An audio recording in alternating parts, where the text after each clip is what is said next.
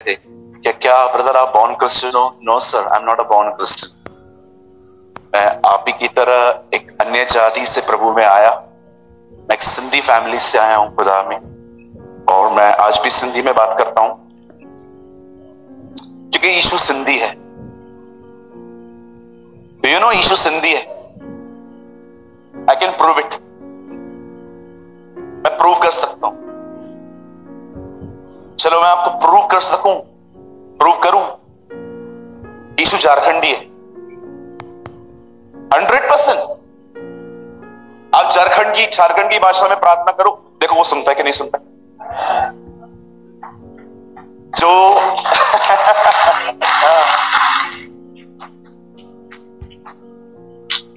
मुझे लगता था यीशु अंग्रेजों का भगवान है, सिर्फ अंग्रेजी समझता है। मुझे ऐसा लगता था कि मैं इनके पास नहीं जाऊंगा क्योंकि पहले मुझे अंग्रेजी सीखनी पड़ेगी। मैं जब भी यीशु को बोलूंगा प्रभु आप बड़े महान हैं, और वो मुझे ऊपर से उत्तर देगा I can't understand, talk to me in English. मुझे लगता था ऐसा होगा। लेकिन एक दिन मेरी मम्मी को कुछ तकलीफ थी बैक में। मैंने उनके लिए सिंधी में प्रार्थना की। ट्रस्ट मी, मेरा उत्तर आ गया। उस दिन मैंने प्रभु को कहा प्रभु मैंने तो अंग्रेजी में बात ही नहीं की। तो प्रभु ने मुझे कहा तुझे पता नहीं है मैं सिंधी हूं। जो एक भाषा समझे वो एक ही जाति का खुदा होता है, जो सारी भाषाओं को समझे वो परमेश्वर होता है।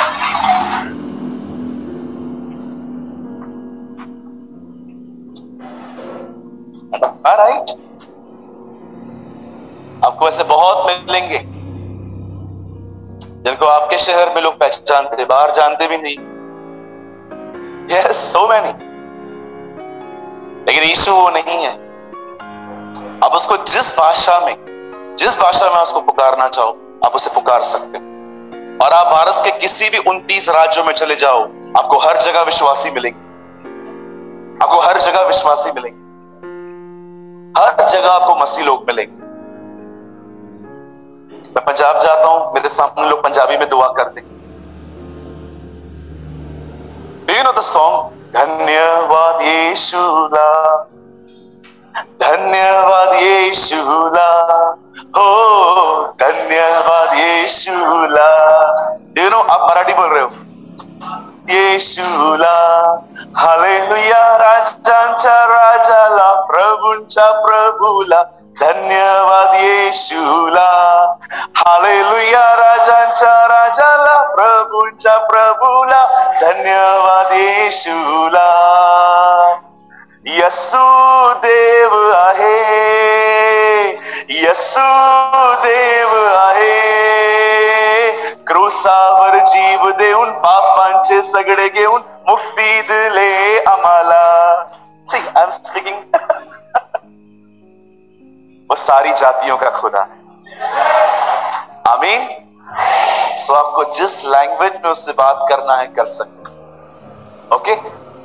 मुझे लगता था प्रभु यीशु की ठेकेदारी अंग्रेजों ने ली है, लेकिन मुझे बाद में जब मैंने बाइबल पढ़ा तो मुझे मालूम पड़ा कि यीशु अंग्रेजों के लिए भी नहीं आया, और ना ही मराठियों के लिए आया, न गुजरातियों के लिए आया, न झारखंडियों के लिए आया। बाइबल बताती है यीशु जगत के पापियों के लिए आया। वो किसी जाति के लिए नहीं मरा, वो मनुष्य के लिए मरा। आमीन। क्या आप तैयार हैं सब आज के? यस, आज मुझे जोश दिख रहा है। सब प्रेयर करके आए, कल का वचन का असर है ये। चलिए हम एक काम करेंगे, अपने पास वाले को एक अच्छी स्माइल दीजिए और सुनिए, भाई भाइयों को देंगे, बहनें बहनों को देंगी। Come on. क्या गड़बड़ हो जाता है ना, इसको सॉल्व करने के लिए सुबह एक अलग से मीटिंग लेनी पड़ती है। चलिए मेरे साथ याकूब खोल, हम खोलेंगे याकूब का 6 अध्याय। Thank you Lord. देख रहा था कितने लोग ढूंढ रहे। 2 अध्याय, जेम्स चैप्टर 2। चलिए, मुझे हंसते हुए चेहरे बहुत अच्छे लगते हैं। आपको अच्छे लगते हैं? अगर आपको नहीं लगते तो आप खुद डिप्रेशन में हैं। ओके, मैं आपके लिए एक पाक कलाम पढ़ रहा हूं और परमेश्वर अपने इस वचन को ब्लेस करे। 2 अध्याय उसका आखिरी वचन। यहां पर याकूब लिखते हैं,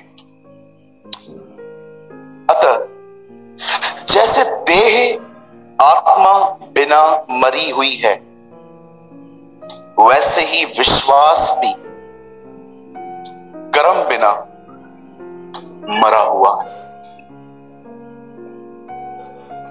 मैं 3 गिनूंगा, आप में से हर एक को अपने अपने कलाम में से ये वर्ड पढ़ना है। ओके, 1 2 3।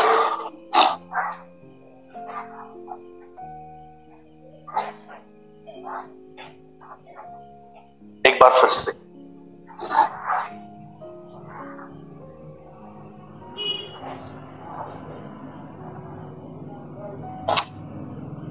आज परमेश्वर का वचन आदर पाए।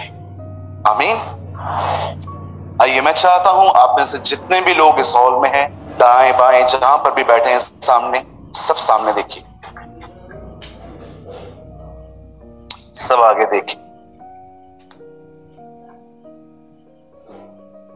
परमेश्वर का वचन कहता है, द बाइबल सेज, एक व्यक्ति के अंदर से अगर उसका आत्मा निकल जाए तो वो आदमी एक डेड, एक मरा हुआ व्यक्ति है। वैसे ही अगर एक विश्वासी के अंदर से कर्म निकल जाए तो बाइबल बताती है वो एक मरा हुआ मसीह। आई डोंट नो आप में से कितने लोग इस चीज को वैल्यू देते हैं, बट इन माई लाइफ, मेरी जिंदगी में इस वचन ने मेरी जिंदगी को बदला है। जैसे देह आत्मा बिना मरी हुई है, वैसे ही विश्वासी अगर वो कर्म न करे तो वो मरा हुआ है। आज मैं आपको कुछ समझाना चाहता हूं इसके ऊपर, और मैं चाहता हूं आने वाला कुछ समय आप बड़े ध्यान पूर्वक आज के वचन को सुने।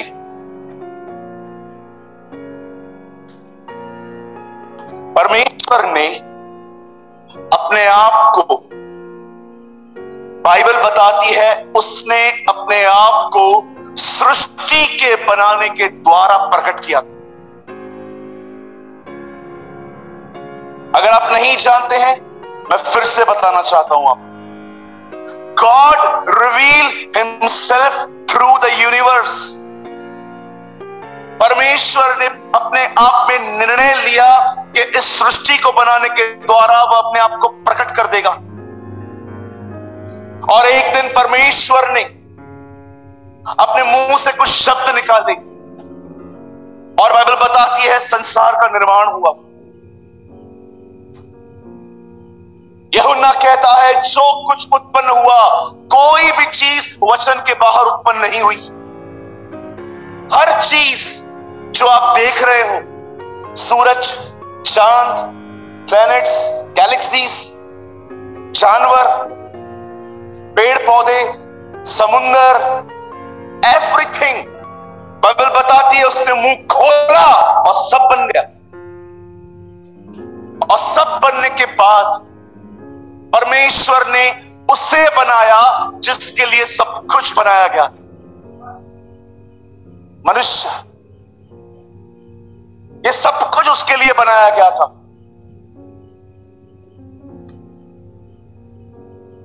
और जब परमेश्वर ने मनुष्य को अपने ही स्वरूप, अपनी ही समानता, मेरी उर्दू बाइबल बताती है, खुदावन ने एक इंसान को अपनी ही सूरत और अपनी ही सीरत में बनाया।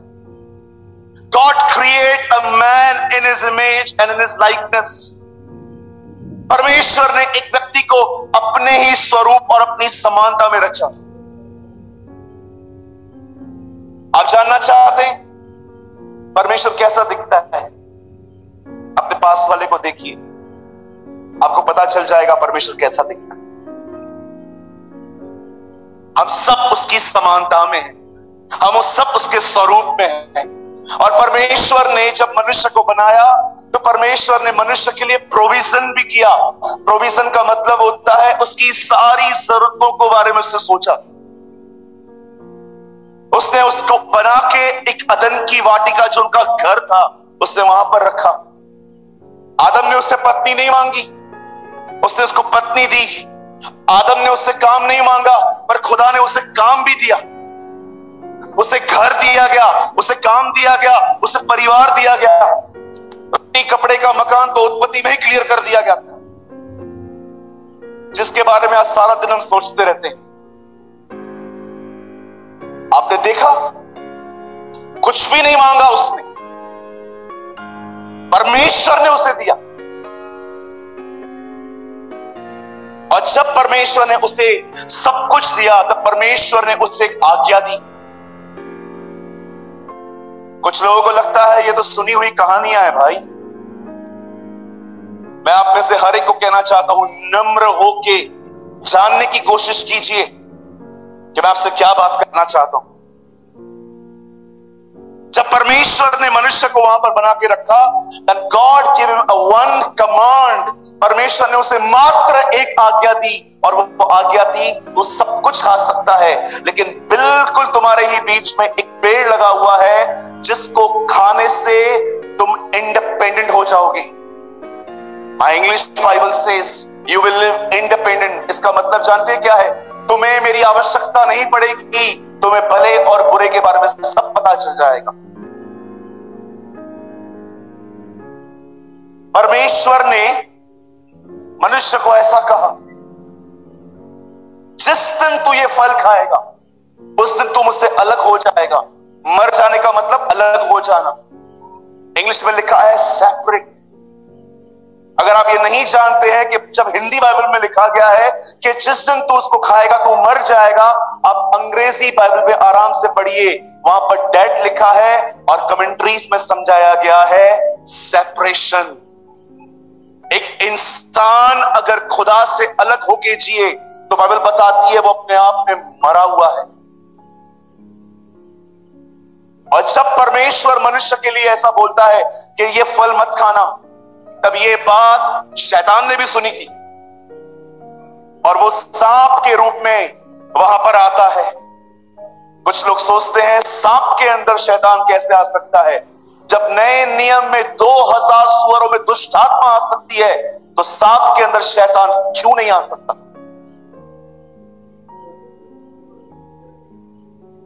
और परमेश्वर का वचन कहता है वो सांप में घुसता है। सांप के लिए लिखा गया है he was very cunning. Cunning का मतलब समझते हैं? चतुर, सयाना।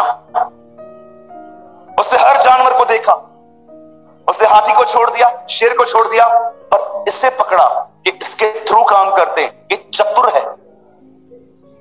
कई अपने बाजू वाले से ज्यादा चतुर न बने, उसके हाथ में आ जाएंगे।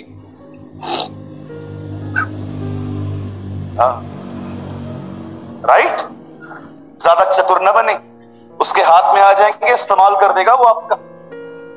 सीधे बने, बोलिए सीधे। दाऊद कहता है सीधों के लिए यहोवा भला है। पतरस एक जादूगर को देख के कहता है तेरा मन खुदा के सामने सीधा नहीं। बोलिए टेढ़ी चाल नहीं चलनी। बहुत लोग टेढ़े हैं आजकल, दिखते सीधे हैं, अंदर से टेढ़े। बड़ी इज्जत करते हैं सामने, आप वहां से जाओ, कुछ अलग ही बातें हैं इनकी।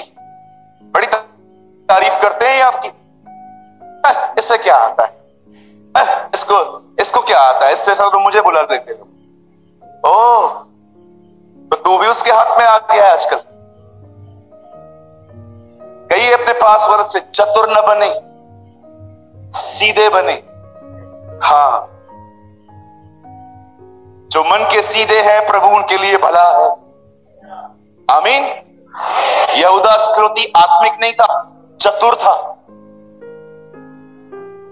आप सोचिए, यीशु कहता है हाथ में रोटी का टुकड़ा लेकर और उसे उसे दाखरस में डुबो के कहता है, जिसे मैं ये दूं वही मेरा पकड़वाने वाला है। तो भी कोई सोच नहीं पा रहा था यही है। इतना चतुर था कि उसने हर एक को मूर्ख बना के रखा था। कोई बिलीव नहीं करता था कि यार ये व्यक्ति हो ही नहीं सकता, लास्ट तक वो नहीं पहचान पाते उसको। He was very cunning fellow। आपसे एक सवाल पूछ सकता हूं, इन दिनों में चतुर बन रहे हो कि आत्मिक बन रहे हो? हाँ? सब कुछ कांड करके गेहजी एलीशा के सामने ऐसे खड़ा हुआ जिसने कुछ किया ही नहीं। और एलीशा उससे पूछता है, सर एवर तू किधर था? हाँ इधर ही था, टहल रहा था। अच्छा क्या क्या लेकर आया तू नामान से? नहीं कुछ भी नहीं, कुछ भी नहीं। मैं बहुत अच्छे से जानता हूं तू क्या क्या लेकर आया। एक चीज तू भूल गया, अब तुझे वो भी मिलेगी।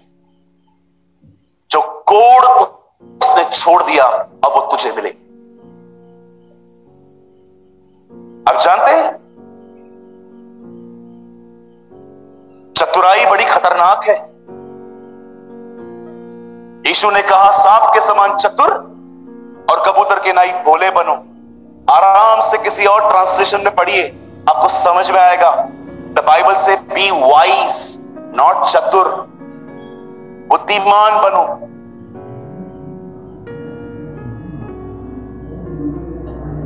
जब शैतान ने देखा कि परमेश्वर ने इन्हें फल खाने के लिए मना किया है, वहां पर जाके हवा मैडम से बात करता है और उसको बोलता है, मैम, हाँ जी, क्या ये सच है परमेश्वर ने कहा है कुछ भी नहीं खाना है? और हमारी बहन भी इससे सुर में सुर मिलाती जा रही। वो उसको कहता है, मिले सुर मेरा तुम्हारा, वो कहता है सुर बने हमारा। वो उससे बात कर रहा है, ये भी उससे बात कर रही है। और बाइबल बताती है उन्होंने उसे तोड़ा, खाया और उसके बाद आदम को भी खिलाया। उसने आदम को भी कहा, आदि, ये उसका पेट नेम था, आदि आप भी आइए, ये लीजिए, मैंने मुंह काला किया है, आप भी करिए। यस बिल्कुल। मैं आप बहनों से एक सवाल पूछ सकता हूं?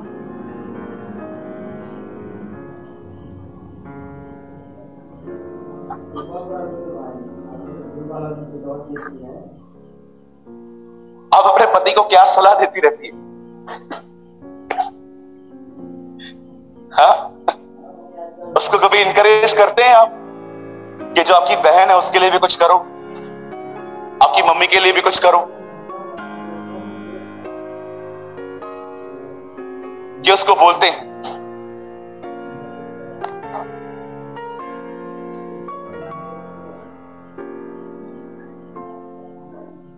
हाँ जी,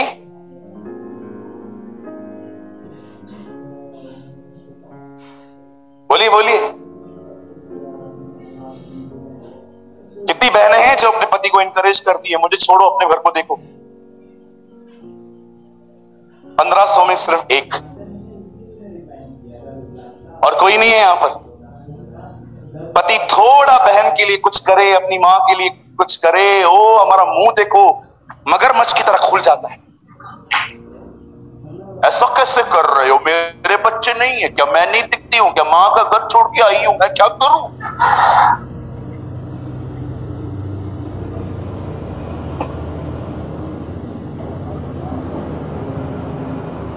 मेरे भाइयों, मैं आपको एक सलाह देना चाहता हूं, बीवी की सारी बातें नहीं मान।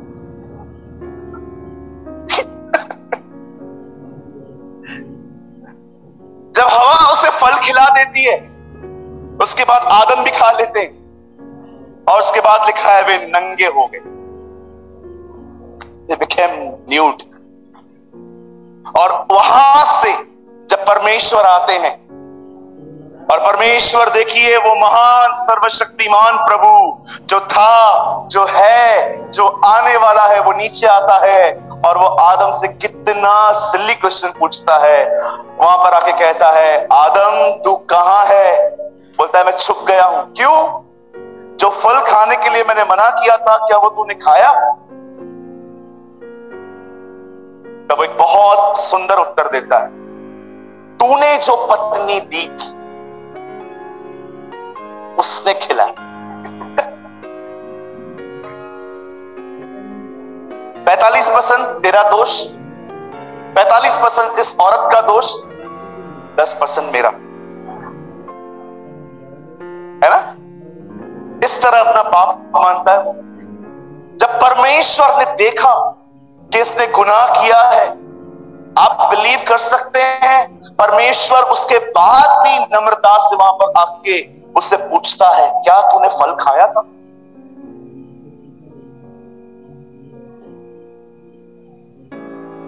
याद रखिए, परमेश्वर को आपके पाप से भी ज्यादा आपके डिसऑनेस्ट नेचर से प्रॉब्लम है। पाप न मानना, पाप न मानने वाला स्वभाव। बदर मुझे गुस्सा नहीं आता, ये लोग मुझे गुस्सा दिलाते हैं। ओ अच्छा, आप इससे कितने लोगों ने सुसमाचारों में एक सुंदर बात देखी, आदम अपना पाप दूसरों पे डालता है, यीशु दूसरों का पाप खुद पे लेता है। Have you noticed? आप इससे कितने लोग हैं मुझे बताइए, जब आपके बच्चे गलती करते हैं तो उनको डांटने से पहले आप कमरे में जाते हो और परमेश्वर से कहते हो, मुझे बुद्धि दे ताकि मैं अपने बच्चों को ऐसा बना सकूं जो ये गलतियां न करें। Take the blame on yourself. अपना बोझ समय उठाएं, अपना दोष खुद पर लें। बहुत सारे भाई जब व्यभिचार में गिर जाते हैं तो मुझे बहुत बार मैसेजेस आते हैं, प्रार्थना कीजिए कि लड़कियां अच्छे कपड़े पहने। मैं प्रार्थना करूं तू अंधा हो जा।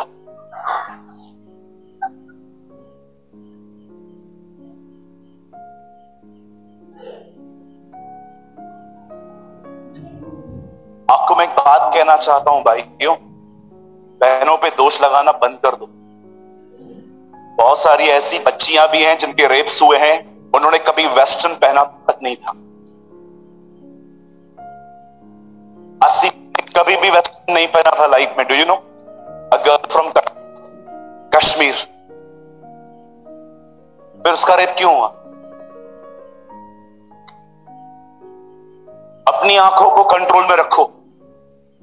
जब तक आप अपना बोझ खुद नहीं उठाओगे, जब तक आप अपना पाप नहीं मानोगे, बाइबल बताती है जब तक इज़राइल अपने गुनाह को न माने, यहोवा अपने स्थान पे नहीं लौटेगा। रीड हबक्कू। जब तक प्रजा अपना पाप न माने, हबक्कू कहता है यहोवा अपनी प्रजा पर नहीं लौटेगा। आज बहुत बार गलतियां हो जाने के बाद हम दूसरों पे थोपते, इसने किया, इसने उकसाया, इसने सलाह दी थी, इसने ये किया था। यही कारण है हम में से बहुत सारे लोग का पाप बंद नहीं होता। हमारे पास साइकिल चलती रहती है, चलती रहती है, चलती रहती है। रोज पाप, रोज माफी, रोज पाप, रोज माफी, रोज पाप, रोज माफी। यही जिंदगी चलती रहती है। जब परमेश्वर ने देखा he is a dishonest person, जब परमेश्वर ने देखा कि ये न मानने वाला व्यक्ति है, तब परमेश्वर ने कहा निकल यहां से। लेकिन वो इतना दयालु है, वो इतना अनुग्रह से भरा हुआ है, वो इतना करुणामय है, वो इतना करुणा निधान है, वो इतना तरस से भरा हुआ परमेश्वर है। जब आदम और हवा निकल रहे थे, उन्हें वेट करवा के उनके जो कपड़े थे, जो पत्तों से बने हुए थे, उन्हें कहता है एडम वेट, कम हियर, इधर आ। और जैसे वो वहां पर जाते हैं, वो उनके कपड़े निकालकर उनके सामने एक बछड़ा बलिदान करता है और उसकी चमड़ी निकालता है। उस चमड़ी को निकाल के वो उसके अंग रखे बनाकर उन दोनों को पहना देता है। ये एक भविष्यवाणी थी उन लोगों के लिए कि परमेश्वर ने कहा कि तुमने पाप किया है, उस पाप के कारण तुम नंगे हो, और एक दिन मैं आऊंगा और यरूशलेम से लेकर कलवरी तक नंगा जाऊंगा और मेरे वस्त्र।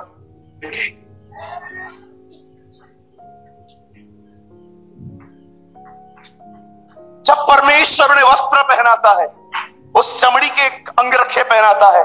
परमेश्वर ने प्रोफेसी दे रहा था, एक दिन आएगा जब मैं यरूशलेम से लेके पहाड़ तक नंगा जाऊंगा और वो कपड़े तुम्हें मिल जाएंगे। और जब परमेश्वर ने ये भविष्यवाणी की, उसके बाद आप देखिए अलग अलग नबी प्रकट हुए, अलग अलग लोग प्रकट हुए जिन्होंने यीशु के आने की बातें की। यशाया कहता है एक कुंवारी गर्भवती होगी, पुत्र जनेगी, उसका नाम इमैनुअल रखा जाएगा। हेवन की गवर्नमेंट उसके शोल्डर पे रखी जाएगी, प्रभुता उसके कांधों पे सवार होगी। मेरी अंग्रेजी बाइबल में लिखा है परमेश्वर स्वर्ग की सरकार उसके कांधों पे रखेगा। कुछ लोग आके कहते थे यीशु के लिए वो कुंवारी से जन्मेगा। कुछ लोग आते थे कहते थे इज़राइल पर एक सूर्य प्रकट होगा, एक धार्मिकता का सूर्य जिसकी किरणों से इज़राइल चंगी हो जाएगी। किसी ने कैसे उसे डिस्क्राइब किया। और फाइनली एक दिन ऐसा आया जब बाइबल बताती है एक फरिश्ता वहां से आया और नीचे नासरत में आया, और वो नासरत में आके मरियम नामक एक बहन से मिलता है और वो उससे कहता है मरियम आनंद और जय तेरी हो, तुझ पर परमेश्वर का अनुग्रह आया है, एक पुत्र उत्पन्न होगा, तो उसका नाम यीशु रखना, उसकी सेवकाई होगी। वो एक बार फिर से हमारे बीच में आएगा और वह अपने लोगों का उनके पापों से उद्धार करेगा। अगर आप नहीं जानते हैं तो आज जान लीजिए, यीशु मसीह की पहली सेवकाई आपको अमीर करना नहीं है। ये किसी लालची प्रचारक ने आपको बताया होगा जिसको अपनी कलीसिया भरनी है सिर्फ, क्योंकि वो जानता है हर एक को पैसों की जरूरत है। हम प्रचार करेंगे, आओ तुम्हें प्रभु में बरकत मिलती है। डोंट बी डिसीव, धोखा न खाओ, बाइबल बताती है। क्योंकि आजकल आप देखिए मोस्ट ऑफ प्रीचिंग यही है, प्रभु में आओ ये मिलेगा, प्रभु में आओ वो मिलेगा। यीशु तुम्हें चंगा करने के लिए आया। It's not the primary reason brother. Yeshu तुम्हें चंगाई देगा, यीशु तुम्हें पैसा देगा, यीशु तुम्हें अपना बड़ा घर देगा, सब बात में है। उसके आने का पहला कारण यह था, वो जानता था मनुष्य और परमेश्वर अगर दूर है तो पाप के कारण है, इसलिए लिखा है वह मनुष्यों का पाप उनके अंदर से ले जाएगा। That is a gospel. इसीलिए यूहन्ना बपतिस्मा दाता जब उसे देखते हैं तो वो ये नहीं कहते देखो चंगा करने वाला आ रहा है, देखो बरकत देने वाला आ रहा है। वो पहली चीज उसे देख के कहता है देखो परमेश्वर का मेमना जो जगत का पाप उठाने आया। Don't believe in false gospel. ये मिलेगा, वो मिलेगा, वो मिलेगा, ये मिलेगा। बहुतों ने सुसमाचार को खराब करके रखा है। आज चीजों का सुसमाचार हो गया है। पढ़िए पॉल क्या कहता है रोमियो में, this gospel is about his son. यह सुसमाचार उसके पुत्र का सुसमाचार। Read it. मेरी जान चलती है जब मैं ऐसा देखता हूं। यीशु का जिक्र अंत में आता है आजकल, जबकि बाइबल बताती है this gospel is about his son. यह सुसमाचार उसके पुत्र का सुसमाचार। पढ़ के देखिए मरकुस में क्या लिखा है पहले अध्याय में, परमेश्वर के पुत्र यीशु मसीह का सुसमाचार। The gospel of his son Jesus Christ. आजकल पता नहीं क्या क्या बकवास करते, जो चीज 5वें नंबर पे है उसको पहली जगह पे लेकर आ गए हम लोग। वीजा मिलेगा, ये मिलेगा।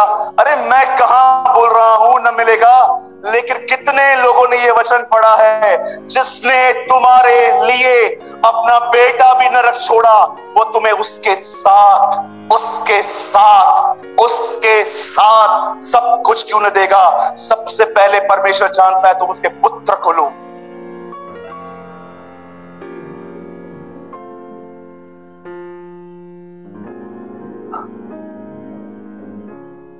जब बाइबल बताती है वो मरियम को आके कहता है, हे मरियम भयभीत ना हो, तुझ पर खुदावन का फजल हुआ है। The grace of God is upon you, O Mary।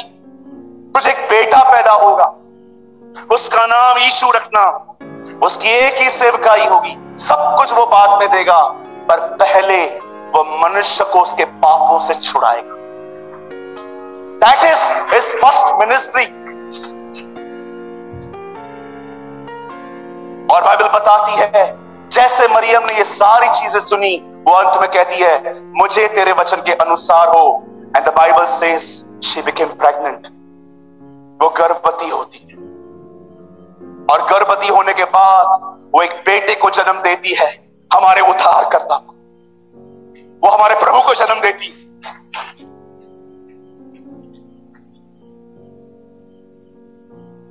पूरा स्वर्ग आनंद कर रहा था पृथ्वी पे आके, स्वर्गदूत जश्न कर रहे थे, वो वेट कर रहे थे, वो आ गया हमारे बीच। और उसके बाद कलाम पाक कहता है यीशु मसीह बड़ा हुआ।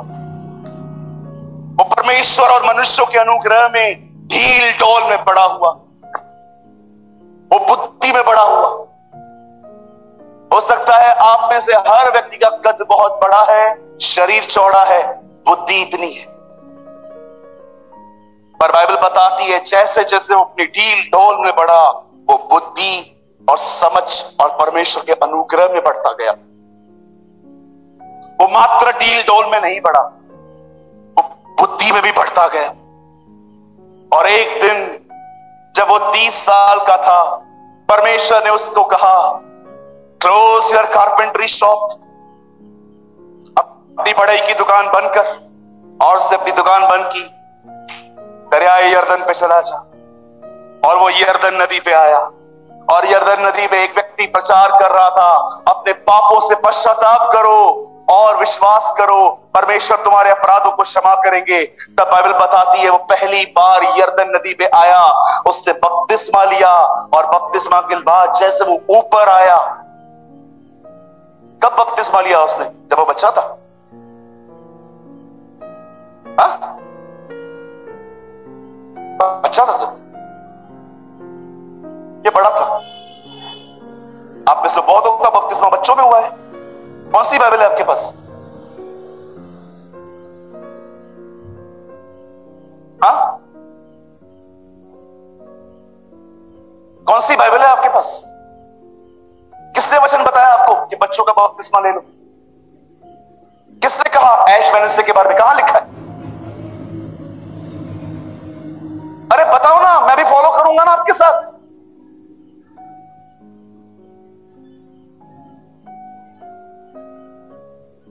जानते हो ईश्वर ने फरीसियों के लिए क्या कहा? They value traditions more than God's word.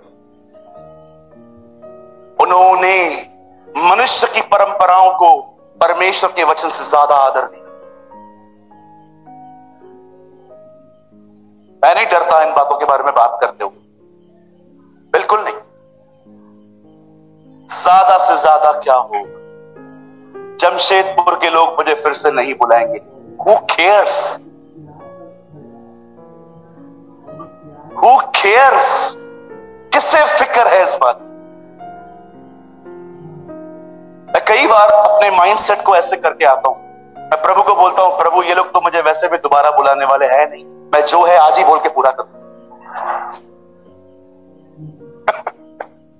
तो दोबारा बुलाया मतलब सच्ची में ईमानदार लोग हैं। नहीं, वो मेरी आदरणीय बहन बैठी है, वो बोल रही थी भैया हर साल आपका ये टाइम पे बंधा हुआ है। मैंने कहा मुझे घर तो जाने दो।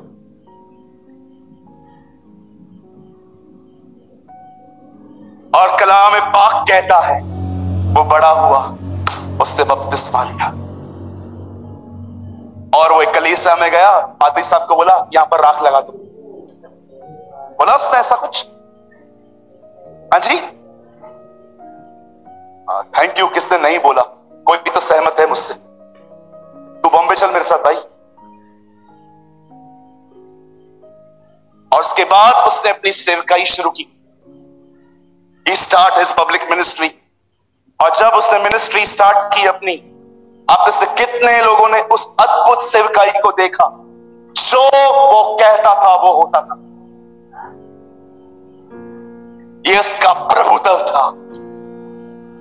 वो पहाड़ों से बात करता था, वो पेड़ों से बात करता था, वो तूफानों से बात करता था, वो मुर्दों से बात करता था, और हर व्यक्ति उसकी सुनता था।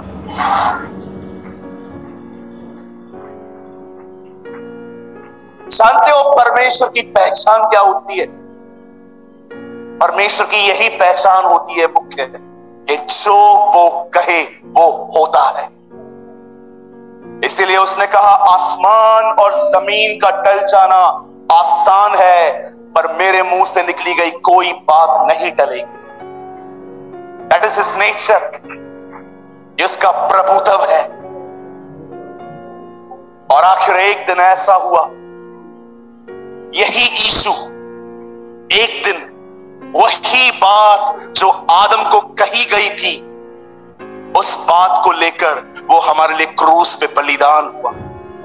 उसे कीले मारे गए, उसे कोड़े मारे गए, उसके सर पे कांटों का ताज रखा गया, उसके पैरों पे पैर पे कीले डाल दिए गए, उसे नंगा वहां पर ले गए। He was only in an underwear, वो मात्र एक अंडरवियर में था। वो उसको मारते मारते मारते वो उसे ले गए, और अंत में जब वो वहां पर लटक रहा था, उसने कहा, ऐ बाप, इन्हें माफ कर, इन्हें क्षमा कर, क्योंकि ये नहीं जानते हैं ये क्या कर रहे हैं। जब मैं इस वचन को पढ़ता हूं, मैं खुदा, कैसे हो सकता है कोई किसी को मारे और उसको पता तक न चले? यीशु ये कह रहा था, वे मुझे मार रहे हैं, पर उन्हें ये नहीं पता वो किससे मार रहे हैं। They don't know Lord, वो किससे मार रहे हैं? उस सृष्टि के मालिक को मार रहे थे, और वो भी मर रहा था। और उसके बाद जब उसने अपनी जिंदगी वहां पर दी, उससे उसके बाद नीचे उतारा गया। उन दिनों में धनवानों के बीच में एक बात प्रसिद्ध थी, वे मरने से पहले अपनी कब्र खुद खरीदते थे। इब्राहिम ने अपनी कब्र खुद खरीदी थी, और एक व्यक्ति ने अपनी कब्र यीशु को गिफ्ट में दी थी, नॉट दान में। और यीशु एक बगीचे के बिल्कुल पास में रखे गए। और 3 दिन के बाद कुछ लोगों को लगा कि हम वहां जाएं, उसके बदन में से दुर्गंध आती होगी, उसके बदन को सुगंधित वस्तुओं से मालिश करें। और जैसे वो बहने उस कब्र पे गई, और जैसे वो वहां पर गई, कब्र से ऑलरेडी पत्थर लुढ़का हुआ था, और स्वर्गदूत ने उन बहनों को कहा, तुम एक जीवित को मुर्दों में क्यों ढूंढ रही हो? जाओ और सबको बताओ वो जी उठा है। Come on, give a good clap for the Lord, for the risen Lord.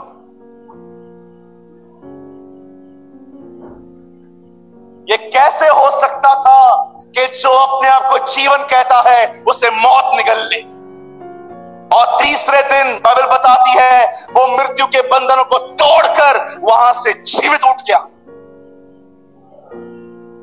और मुर्दों में से जी उठने के बाद वो हमारे बीच में 40 दिन 40 रात रहा, परमेश्वर के राज्य की बातें करता रहा।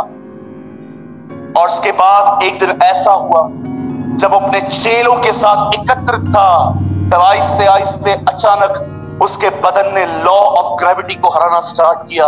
उसका बदन विदाउट किसी सपोर्ट के ऊंचा उठने लगा, और ये सब चेले गलीली उसे देख रहे थे। अचानक एक बादल वहां पर आया, उस बादल ने उसे ओढ़ दिया। और उसके बाद 2 स्वर्गदूत वहां आते हैं, और वो वहां पर आके कहते हैं, हे गलीली पुरुषों, ऊपर क्या ताक रहे हो? यही यीशु जो उठा लिए गए थे बहुत जल्द वापस लौटेंगे।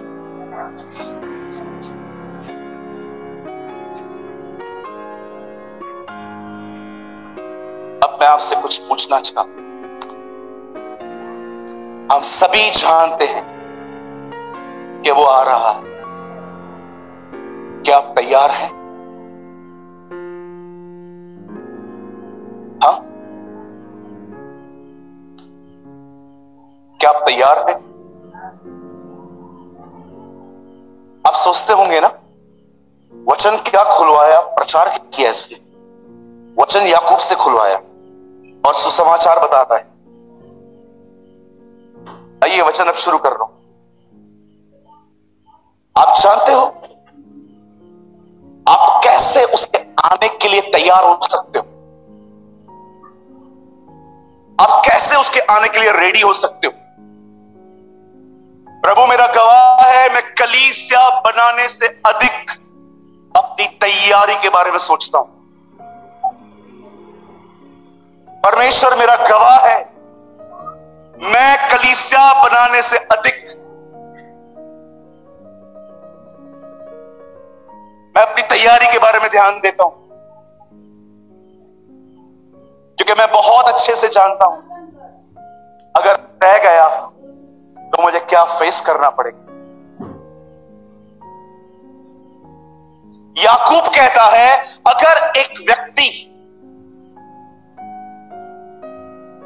विश्वास करता है पर कर्म नहीं करता तो मरा हुआ है।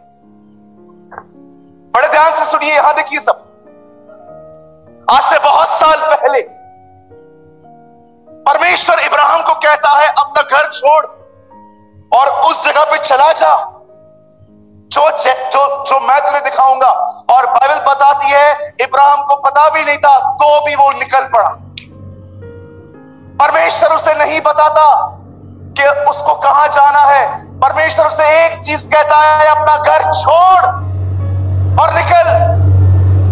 इब्राहिम ने विश्वास किया ये परमेश्वर है, और जानते हो उसने अपना विश्वास कैसे प्रकट किया? कार्यों में, चलते हुए।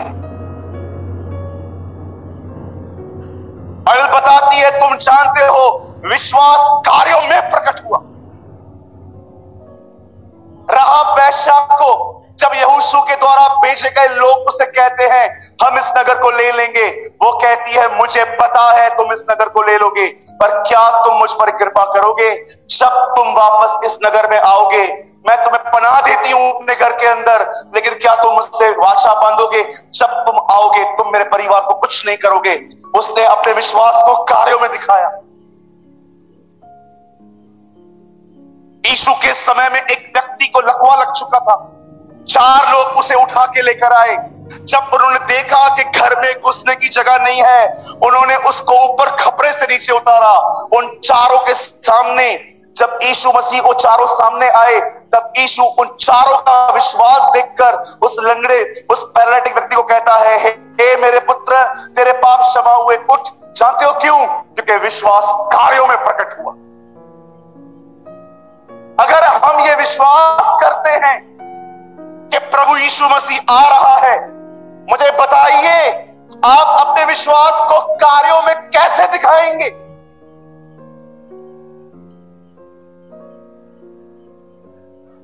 मुझे इस लाइन को समझाने के लिए आपको पूरा बैकग्राउंड समझाना पड़ा कि कैसे हम पाप में गिरे, कैसे प्रभु यीशु मसीह हमारे लिए आए और कैसे वो दोबारा लौटने वाले हैं। अब मैं आपको जो समझाऊंगा आपको समझ में आएगा। पर परमेश्वर का वचन कहता है खुदा ने दुनिया बनाई, व्यक्ति बनाया, वो व्यक्ति पाप में गिरा, तब प्रभु ने उसके निवारण के लिए अपने पुत्र को भेजा। उसका पुत्र आया, वो उसके पापों के लिए मरा, अब वो दोबारा इस पृथ्वी पर आने वाला है अपने लोगों को लेने के लिए। अब सवाल ये है कितने लोग उसके लिए तैयार हैं?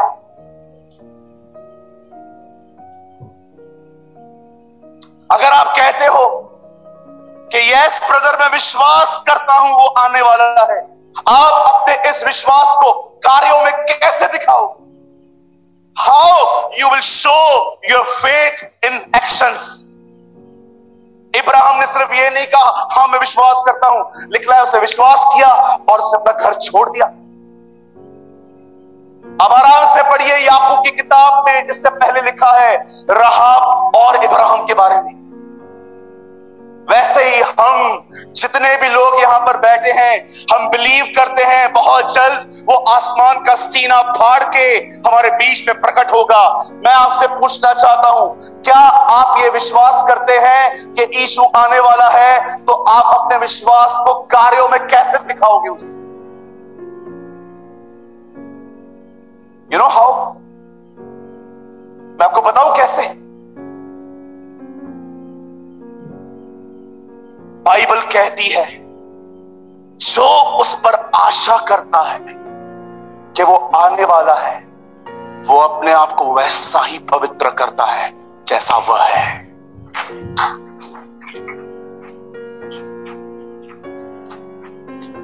अगर आप ये विश्वास करते हो ना कि प्रभु आ रहा है, जानते हो ये विश्वास आप कैसे प्रकट करोगे?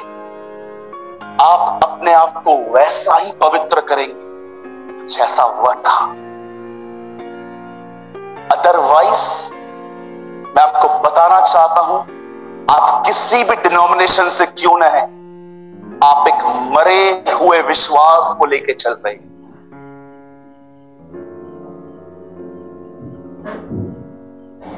बाइबल बताती है विश्वास बगैर कर्मों के मरा हुआ है। सिर्फ ये विश्वास करना वो आ रहा है संपूर्णता नहीं है। शैतान भी विश्वास करता है, थरथराता है, याकूब में लिखा है। पर क्या वो तैयारी कर रहा है? क्या उसने तौबा की है? क्या उसने पश्चाताप किया है? नहीं किया है। इसीलिए बाइबल उसके विश्वास को एक दुष्ट आत्माओं का विश्वास कहती है।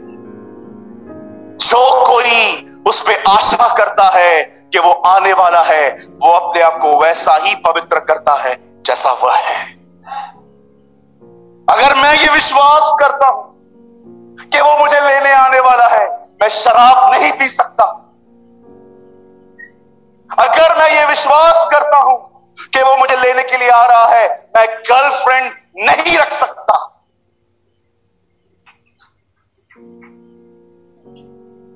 अगर मैं ये विश्वास करता हूं वो मुझे लेने आ रहा है, मैं ये गुटखा टोबैको नहीं खा सकता। अगर मैं विश्वास करता हूं कि वो मुझे लेने आ रहा है, तो मैं अपने घर में लड़ाई और झगड़े नहीं कर सकता। मैं कुछ अद्भुत आपको बताना चाहता हूं। मैंने अपनी लाइफ में 34 टाइम्स RT-PCR करवाई है। I have all documents. मैंने 34 बार अपने लाइफ में RT-PCR करवाई, कोविड टेस्ट। एयरपोर्ट पे जब भी आप जाते हैं, आज से कुछ समय पहले विदाउट RT-PCR वो कभी आपको एंटर नहीं होने देंगे। वो सबसे पहले आपको पूछेंगे कहां जा रहे हो? सर मैं जमशेदपुर जा रहा हूं। Show me your RT-PCR। और अगर उसमें लिखा है मैं पॉजिटिव हूं, घर जाओ। तुम बीमार हो और करोगे। ये बहुत जरूरी है कि मैं जहां भी जाऊं मेरे पास सरकारी पेपर्स पे लिखा हो कि मैं नेगेटिव हूं। Have you noticed? अब लास्ट 2 महीनों से कोई भी RT-PCR नहीं पूछी जा रही। मैं जमशेदपुर आया, मैं RT-PCR लेकर आया। I have RT-PCR। मुझे डर लग रहा था कहीं जमशेदपुर में मुझसे किसी ने पूछ लिया और मेरा आना यहां कैंसिल हो गया तो इतना सारा खर्चा, इतनी सारी मेहनत वेस्ट जाएगी। मैंने कोई रिस्क नहीं ली, मैंने RT-PCR करवाया। न मुझसे बॉम्बे में किसी ने पूछा, न मुझसे किसी ने जमशेदपुर में पूछा। इवन इस बार तो मेरे को किसी एक बंदे ने यह भी नहीं कहा वेयर मास्क, मास्क पहनो। यस, जस्ट मैं जैसे प्लेन में आया, वहां पर एक बहन एयर होस्टेस ने मुझे कहा सर वेयर योर मास्क। मैं कहा ओके। आप देख रहे हो, अब कोई वैक्सीन के लिए नहीं पूछ रहा, अब कोई RT-PCR के लिए बात नहीं हो रही।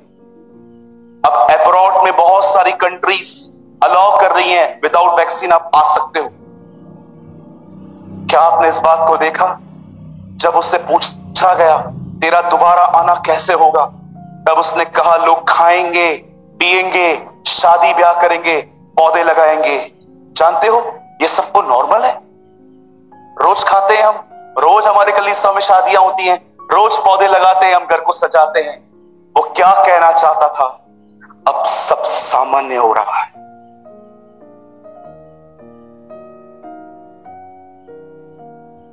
आप देख रहे हैं, अब सब सामान्य हो रहा है। बहुत जल्द आप उसे बादलों पे देखोगे।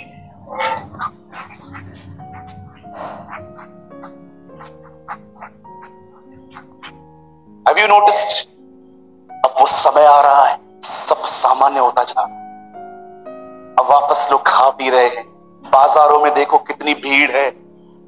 अब लोग फिर से एक दूसरे के घरों में जा रहे हैं, सब कुछ कर रहे हैं। अब जिंदगी आराम से। जब यूक्रेन और रशिया का वॉर हुआ, मैं ये स्पष्ट जानता था प्रभु के आने का समय अब नहीं, क्योंकि उसने साफ कहा था जब तुम देखो सब सामान्य है, एवरीथिंग इज इजी,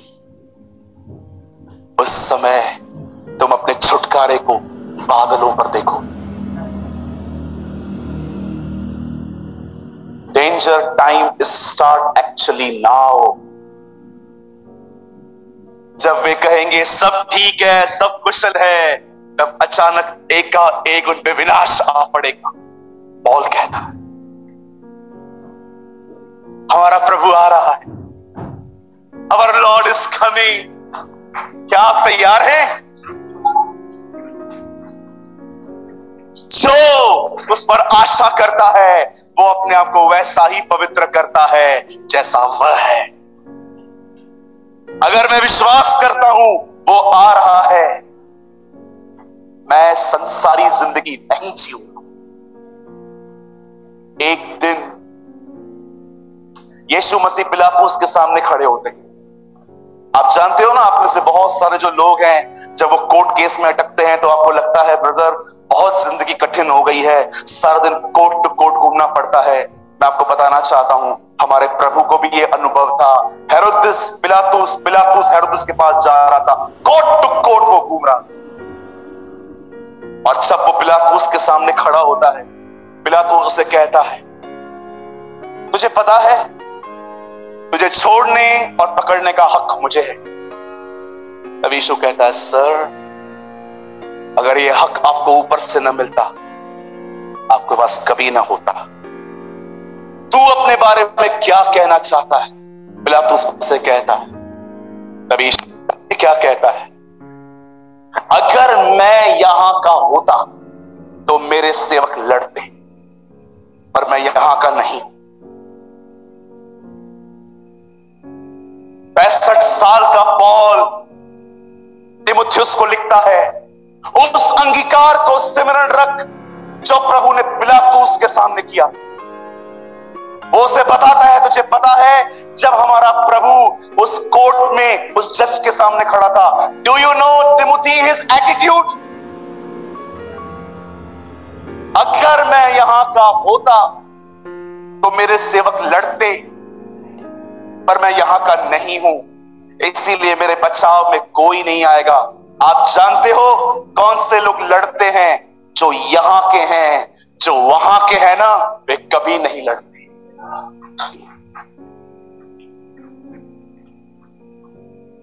क्योंकि वो जानते हैं हम परदेसी और मुसाफिर हैं। वो जानते हैं एक दिन बिली ग्राम अंकल न्यूजीलैंड में खड़े होकर प्रचार कर रहे थे और उन्होंने अपने प्रचार में एक बात कही।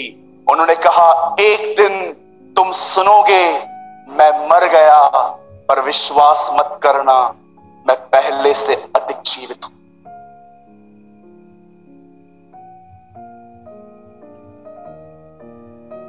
You are a great man of God। वो कहता है एक दिन तुम सुनोगे मैं मर गया, पर विश्वास मत करना मैं पहले से अधिक जिंदा हूं। कौन सा घर है आपका? वो क्या आप उसके लिए तैयारी कर रहे हैं?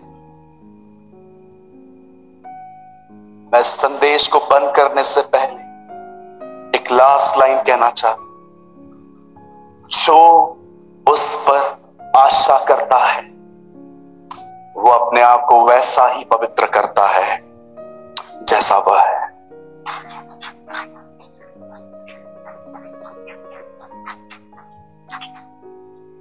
और मैं आपको कहना चाहता हूं, यही संपूर्ण सुसमाचार है। This is a whole gospel. अगर इससे लेस सुनो तो वो अधूरा है। मेरे भाइयों, मेरी बहनों, जाने से पहले इस लाइन को सुनिए। दूसरों का जीवन जांचना बंद कर दो। दूसरों का जीवन जांचना बंद कर दो।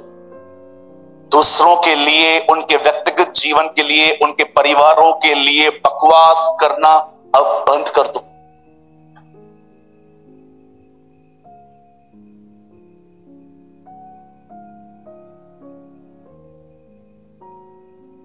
अपने काम पे ध्यान दो।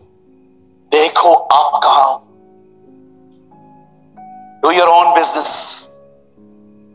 अपना जीवन देखो आप कहां हो।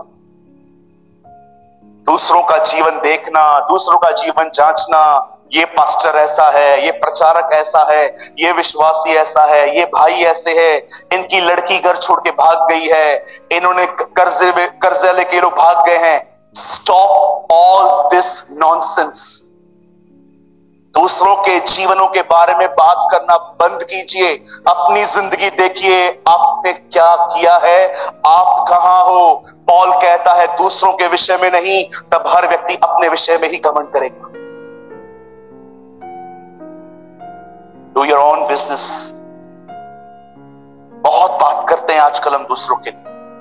इनकी लड़की ऐसी है, इनका लड़का ऐसा है, ये पास्टर ऐसे हैं, ये चर्च ऐसी है, ये ऐसा है, ये ऐसा है। मैं आपको सच कहता हूं, 2 इंच की जुबान 6 फीट के आदमी को नरक जेल लेके जाने के लिए काफी है। परमेश्वर का भय मानिए। Fear God. मुझे आज भी परमेश्वर कहे ना, सूरज मुझे पता तू क्या चाहता है भारत में मैं काम करूं। मैं जानते हो प्रभु से क्या कहूंगा, प्रभु एक ही काम, हमें तेरा भय दे दे और कुछ नहीं चाहिए हमें। कभी आपने सोचा उज्जा ने वाचा के संदूक को छुआ, उज्जा मर गया, पर नबूकदनेस्सर खुदा के मंदिर में जाके उन सारी पवित्र चीजों को ले गया, उसे कुछ नहीं हुआ।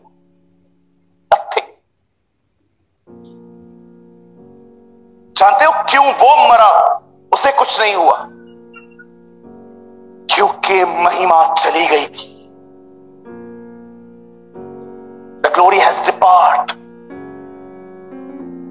क्योंकि महिमा नहीं थी। जानते हो क्यों महिमा नहीं थी? क्योंकि परमेश्वर का भय नहीं था। जब परमेश्वर का भय चला गया, इस्राएल से परमेश्वर की महिमा भी चली गई। कैथरीन कुलमैन हमेशा कहती थी, When you touch the glory will depart। अगर तुम परमेश्वर की महिमा को छुओगे, वो महिमा उठा ली जाएगी। कुछ भी हो जाने के बाद अगर ये कहोगे ये मेरे द्वारा हुआ है, ये मैंने किया है, ये मेरे बल से हुआ है, जब भी घमंड करोगे, बाइबल बताती है the glory will depart। इसीलिए उसने हमें प्रार्थना करना सिखाई और अंत में उसने हमें कहा तुम यह कहना, राज्य, पराक्रम और महिमा तेरी है। नम्र बने, बी हम्बल। सीखो प्रभु से नम्र बनना। Be humble, be humble.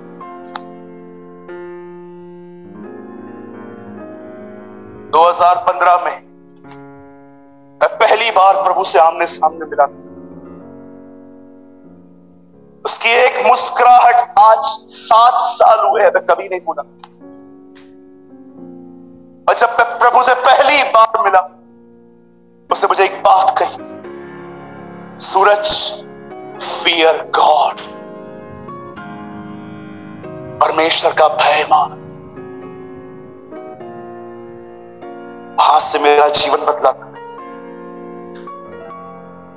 जो कोई उस पर आशा करता है वो अपने आप को वैसा ही पवित्र करता है जैसा वह है।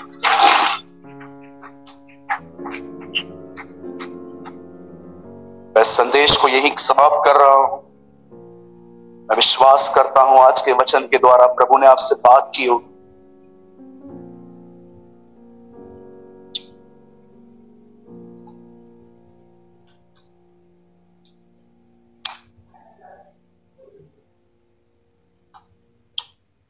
अगर कोई चाहता है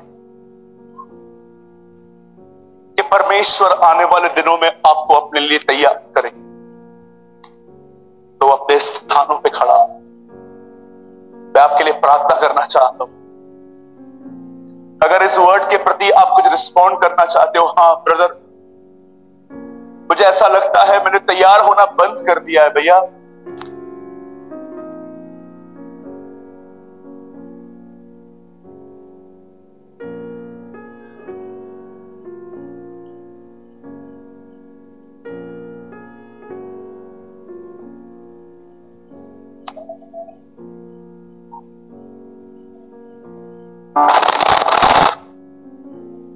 अपनी आंखें बंद करें।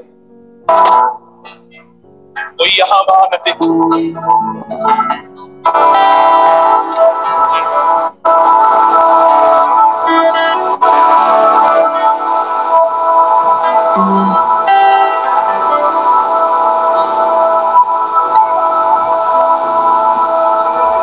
अपनी आंखें बंद करें।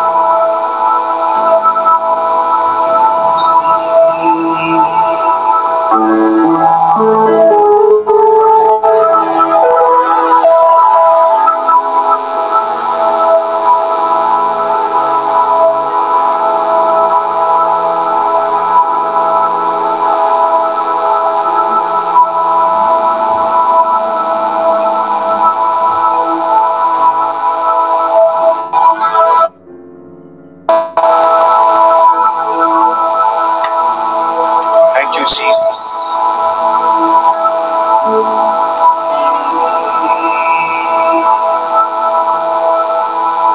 तेरे पवित्र स्थान में